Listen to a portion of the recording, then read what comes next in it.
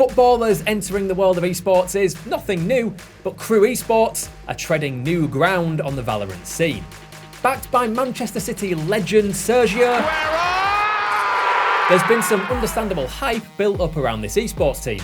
And so far, the mix of Chilean and Argentinian talent on the roster has delivered on its promise. Having secured their spot at the hottest ticket in town, they'll be heading to Champions in Berlin as undeniable underdogs to even make it out of the opening exchanges. But much like their founder, they have the talent to turn the tables on the fancied favourites come December. Much like our other dark horses to keep your eyes on, you can see our takes on some other teams you shouldn't count out right here. KRU are another side who have consistently put points on the board throughout the VCT to bag their qualification to Champions. The Argentines are actually relative newbies on the Valorant scene, jumping in as the VCT got underway back in January. Since then though, the South American side has been making up for lost time, with a run of solid results both regionally and internationally. They secured a podium finish at the LATAM Masters after disappointingly failing to beat Chilean side Australs in the grand final of their group, a side they'd literally just beaten in their previous match, albeit in a close series. Considering the Australs went on to clean sweep the grand final of the LATAM Masters comfortably, it was a sliding doors moment for KRU, and one they're keen to never let happen again. Keeping their eye on Keznit, who finished as MVP of that tournament playing for finalists Weigers, KRU stepped up the pace going into Stage 2.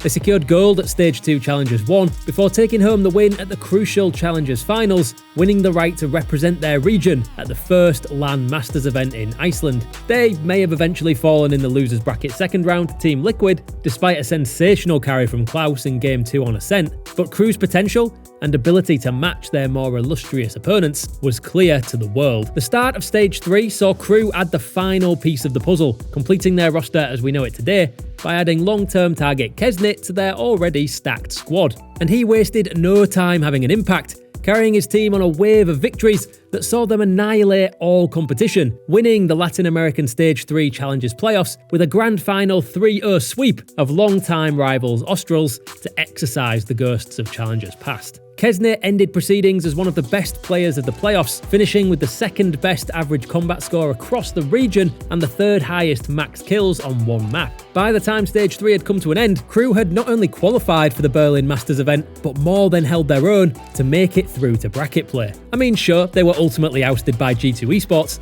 but their stint in Berlin showed they have more than enough going for them to trip up their more well-established opponents when they return to the German capital for Champions. They clean swept another dark horse pick in the form of K-Stars, Keznit in particular putting in the work on a close map 1 with some quality raise plays to shut out their Brazilian opposition, bagging 31 kills in a dominant display. Keznit's Sky may have let him down in the next game, but KRU aren't a one-man team. Delzik, Nags, and Mazzino have all carried their teammates at their time of need during this season. Of all our dark horses, KRU are the most successful team at international tournaments, and while G2 Esports did manage to get the better of them in Berlin, it was far from an easy match for the highly fancied European superstars. KRU are also one of the few teams heading to Germany in December to play in at least a semi-competitive fixture in October. Yes, it was only a show match against Latin American opposition that based on this season are far below their skill level, but you can only beat what's in front of you, right? And for Mazzino, that meant walking away from the grand final with a completely mind-blowing kill-death ratio of 3. If that doesn't give you confidence going into the biggest tournament of your life, then I don't know what will.